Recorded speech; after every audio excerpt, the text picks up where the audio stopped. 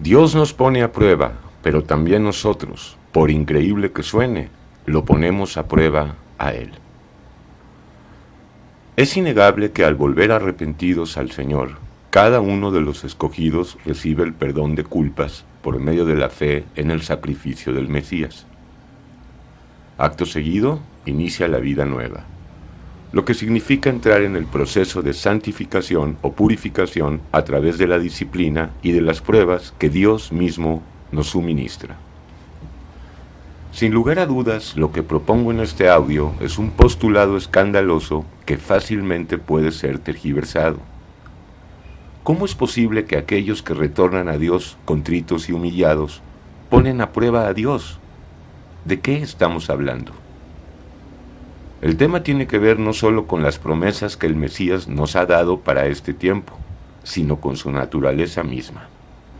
Partamos del principio de que solo Dios es el ser justo, bueno y santo, así como el único todopoderoso, humilde y admirable, pero además exclusivamente Él es veraz y verdadero, en contraposición con los seres humanos, que encima de ser débiles, somos injustos, malos, ingratos, mentirosos y fornicarios por naturaleza.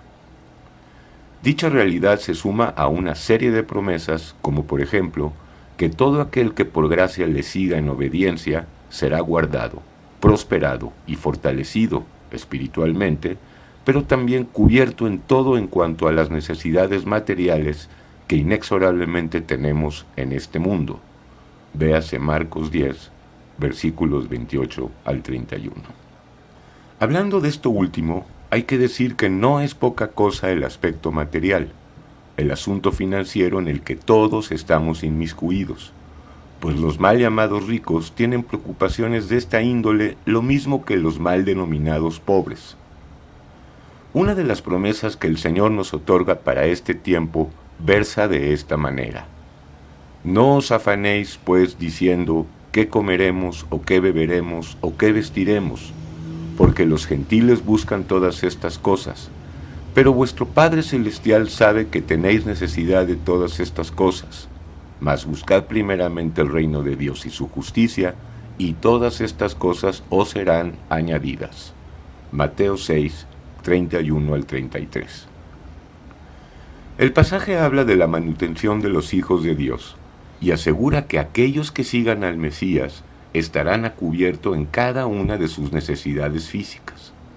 Sin embargo, en la práctica vemos que en muchas ocasiones Dios parece demorarse y aún no cumplir la ejecución de las mismas. Es en esos momentos que el enemigo aprovecha la circunstancia para vituperar a Dios, acusándolo y calumniándolo de no ejecutar sus promesas. Es justo ahí cuando la fe, un don recibido, pone a prueba la fidelidad y veracidad del Dios vivo. Pues no hay que olvidar que el plan del Señor no solo es mantenernos en la fe, sino incrementarla. Por lo tanto, en multitud de coyunturas, Dios interviene en el último momento, es decir, en la línea roja para socorrer a sus hijos. Ahí cuando todo parece perdido, un fracaso. Dos ejemplos veterotestamentarios me vienen al alma. El primero, el pueblo de Israel saliendo de Egipto. ¿Acaso no parecía un fiasco absoluto aquella salida apresurada?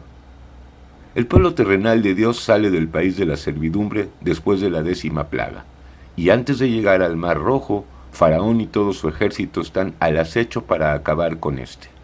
Sin embargo, en la raya y en el último instante, es salvado con el portento de la apertura del Mar Rojo. Muchos conocen aquella gloriosa anécdota, además de todas las pruebas de fe que los israelitas tuvieron que pasar en el desierto, como la falta de agua y de comida, así como la tentación de los recuerdos. En todos los casos fueron probados por Dios y por consiguiente pusieron a prueba la fidelidad del Señor, sin que Él esté sujeto a ningún tipo de prueba o examen. Es sabido que la mayor parte de ellos no pasó la prueba, pues además de tener la vista atrás, en Egipto, y no hacia adelante, carecían de la fe suficiente para esperar a que los tiempos y las sazones de Dios aconteciesen. Sin embargo, tenemos ejemplos como los de Josué y Caleb, quienes a pesar de todas sus pruebas y tentaciones, no se desalentaron, sino que, perseverando varonilmente en la fe, lograron entrar en la tierra prometida y experimentar el cumplimiento de cada una de las promesas divinas. El otro ejemplo es a nivel individual.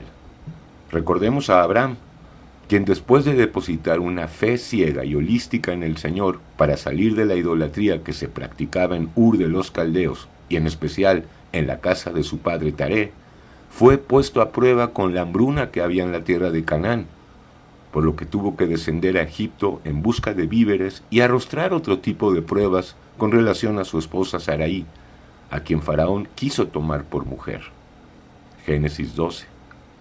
Por si fuera poco, tiempo después escuchó la solicitud divina de sacrificar en el monte Moriah al hijo de la promesa, es decir, a Isaac. Génesis 22. En aquellas ocasiones todo parecía perdido para él, y es menester decir que en más de una ocasión aquel varón fue tentado por Satanás no solo para abandonarse a la incredulidad, sino para que se irritara con Dios y abdicara del camino que lleva al cielo, el que es por fe y no por vista. Del patriarca se dice que no se debilitó en la fe al considerar su cuerpo, que estaba ya como muerto, siendo de casi 100 años, o la esterilidad de la matriz de Sara. Tampoco dudó por incredulidad de la promesa de Dios, sino que se fortaleció en fe, dando gloria a Dios, plenamente convencido de que era también poderoso para hacer todo lo que había prometido, por lo cual también su fe le fue contada por justicia. Romanos 4, 19 al 22. La pregunta se torna imperante y necesaria. ¿Qué nivel de fe se requiere para seguir al Dios vivo? No hablo del Dios de las religiones, sino del verdadero, el que es cognoscible directamente por fe y revelación. ¿Qué clase de humillación se prescinde por parte de nosotros para que el Señor cumpla sus promesas? No es sencillo abordar este tópico, puesto que estamos acostumbrados a pensar que seguir a Dios son caminos de leche y miel, una fiesta permanente. Y aunque en el fondo es así, la forma puede llegar a ser abrumadoramente fuerte y contraria. Lo cierto es que Dios nos pone a prueba, pero esto mismo produce, cual efecto irremediable, que nosotros, sin ser nadie y sin saberlo, sometamos a prueba la veracidad y fidelidad del Señor, insisto, en cuanto a sus promesas y esencia. Quiero subrayar que la prueba de fe a la que el Señor nos somete, no obligándonos a nada, no se encuentra en el mismo plano o vector que el escrutinio que nosotros hacemos con Él, pues el examen que hace con nuestra fe obedece a su soberana voluntad, pero también a su calidad de progenitor y educador celestial, mientras que el test que nosotros hacemos de Él es una consecuencia directa por haber depositado la fe en el invisible, el que precisamente se hace visible únicamente por fe. Hablo de una fe que está siendo sometida constantemente a examen, pues el plan divino es aumentarla, y para lograr esto es imprescindible un despojo creciente por parte de Él hacia nosotros de todas aquellas cosas y personas en las que seguimos poniendo la confianza y, por qué no decirlo, la esperanza. Y es que la fe tiene que ser depurada y afinada. Para esto el Señor nos pone en pruebas cada vez más agudas y en las mismas, en multitud de ocasiones, nos dejará esperando hasta el final, ahí cuando todo parece contrario a lo prometido.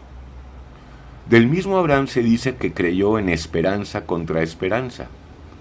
Tal vez sea más exacto decir que mantuvo la esperanza contra toda desesperanza o incredulidad, pues nadie como el llamado por Søren Kierkegaard, el caballero de la fe, tuvo que aguardar a Dios una y otra vez y resistir las flechas del diablo, repito, el encargado de tentarnos de tal forma que nos sintamos abandonados por Dios o en todo caso airados con Él. Recordemos que en la prueba de fe del sacrificio de su hijo Isaac fue salvado justo antes de clavarle el cuchillo en la yugular. En nuestro derrotero hacia la Sión celestial, indefectiblemente atravesamos pruebas y por lo mismo tentaciones. Las primeras provienen de Dios, mientras que las segundas de Satanás. Es un hecho que Dios nos da la medida de fe necesaria para enfrentar ambas instancias, pues nadie es tentado ni probado más allá de las fuerzas que el mismo Señor nos suministra. Con todo y que esto lo sabemos de sobra, en el momento de estar inmersos en las pruebas y tentaciones, es habitual creer y sentir que éstas ya rebasaron la fe que tenemos y la resistencia que el Señor nos da, y que no llega a la prometida salida, según la promesa de 1 de Corintios 10:13. No os ha sobrevenido ninguna tentación que no sea humana, pero fiel es Dios, que no os dejará ser tentados más de lo que podéis resistir, sino que dará también juntamente con la tentación la salida para que podáis soportar. Insisto que aunque conocemos de memoria este pasaje, Satanás nos nubla el alma de tal manera que llegamos a pensar que Dios ya se sobrepasó, tanto en las pruebas que nos pone, como en las tentaciones que le permite a Satanás que haga con nosotros. Sin embargo, en aras de que la fe crezca, es necesario que el Señor nos arrincone, por así decirlo. Es ahí cuando tenemos que redoblar la fe, porque es justo en ese momento que el enemigo vendrá a la carga con toda su artillería pesada para que blasfememos de Dios. Así de sencillo. Recordemos que varios paladines de la fe experimentaron la tentación de enojarse con Dios y de apartarse de Él. ¿Ejemplos? Varios. El primero, el rey David. Salmo 73, 2 al 7 y 12 al 14. En cuanto a mí, casi se deslizaron mis pies. Por poco resbalaron mis pasos, porque tuve envidia de los arrogantes, viendo la prosperidad de los impíos. Porque no tienen congojas por su muerte, pues su vigor está entero. No pasan trabajos como los otros mortales, ni son azotados como los demás hombres. Por tanto, la soberbia los corona, se cubren de vestido de violencia. Los ojos se les saltan de gordura, logran con creces los antojos del corazón. He aquí estos impíos, sin ser turbados del mundo, alcanzaron riquezas. Verdaderamente en vano he limpiado mi corazón y lavado mis manos en inocencia, pues he sido azotado todo el día y castigado todas las mañanas. Y en efecto, los hijos de Dios somos corregidos y probados al máximo posible y aún concebible, al grado que a la mente corazón le parece injusto y arbitrario. Es absolutamente natural y necesario que en ocasiones experimentemos, por causa de la criatura vieja, no solo envidia de los habitantes de este mundo, los inconversos, quienes no solo no creen ni obedecen a Dios, sino que se mofan de Él y encima tienen, los más de ellos, todo lo que materialmente anhelan. Por más espiritualidad que tengamos, esta situación puede en ciertas ocasiones ponernos en el borde de la desesperación y por lo mismo de la irritación con Dios. Detrás de esto se encuentra Satanás. Esto es lo que no debemos olvidar y seguir el consejo que se nos da en Santiago 4:7. Resistid al diablo y huirá de vosotros. Otro ejemplo lo vemos en la queja de Job, aquel varón que fue sacado del fariseísmo y trasladado a la verdadera vida espiritual, la que imparte el Espíritu Santo.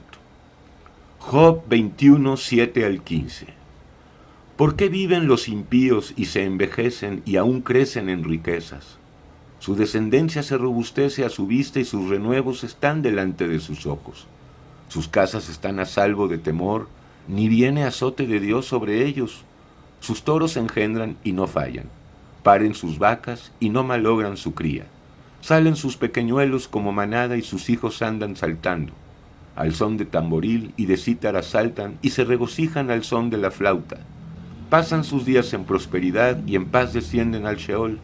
Dicen pues a Dios, apártate de nosotros, porque no queremos el conocimiento de tus caminos. ¿Quién es el Todopoderoso para que le sirvamos? ¿Y de qué nos aprovechará que oremos a Él? De la misma manera habló Jeremías, Habacuc y otros más. Y exactamente igual hemos pensado y dicho una y otra vez todos los que hemos salido de Egipto para caminar y hablar la palabra de Dios en este desierto inhóspito, el mundo, colmado de cadáveres vivientes. Básicamente así. ¿Por qué le va bien a los que no conocen a Dios y a mí, que trabajo para Él, padezco tantas penalidades y tribulaciones? Este pensamiento es 100% carnal y emerge por causa de Satanás por medio de la mente-corazón. Aquí habría que citar el mismo Salmo 73, en el que David reconoce que su queja era improcedente. Salmo 73 del 15 al 22. Si dijera yo, hablaré como ellos, como los descendientes de Caín, consúltese el libro Las dos simientes, he aquí a la generación de tus hijos engañaría. Cuando pensé para saber esto, fue duro trabajo para mí, hasta que entrando en el santuario de Dios, comprendí el fin de ellos. Ciertamente los has puesto en deslizaderos, en asolamientos los harás caer. ¿Cómo han sido asolados de repente? Perecieron, se consumieron de terrores. Como sueño del que despierta, así, Señor, cuando despertares, menospreciarás su apariencia. Se llenó de amargura mi alma, y en mi alma sentía punzadas. Tan torpe era yo que no entendía. Era como una bestia delante de ti. Y en efecto, sin Dios somos más irracionales que las llamadas bestias. Necesitamos discernimiento espiritual para separar y distinguir aquellos pensamientos que provienen de Satanás y los que emergen de la mente de Dios. No hemos entendido, o probablemente ya olvidamos, que el juicio divino comienza con los hijos del Padre y que Él no tiene ningún inconveniente en dejar a los cainitas que engorden y envejezcan para luego juzgarlos con toda justicia. Véase 1 de Pedro 4:17. En resumen, a quien Dios recibe no solo le corrige, sino que le pone a prueba. Con todo, esto detona una situación sui generis, pues también los hijos de Dios ponen a prueba la veracidad y fidelidad del Eterno.